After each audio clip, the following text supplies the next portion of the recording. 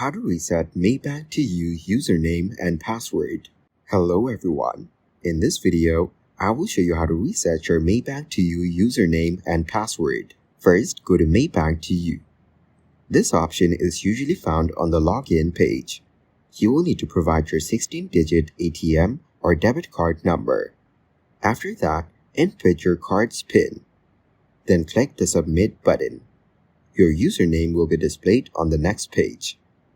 Now click on Reset Password and follow the prompts to create a new password. You may need to enter a TAC sent to your registered mobile number to complete the process. Thank you guys for watching this video. Hope you got some value. Make sure to like the video and subscribe to the channel to get notified of new videos. See you in the next one.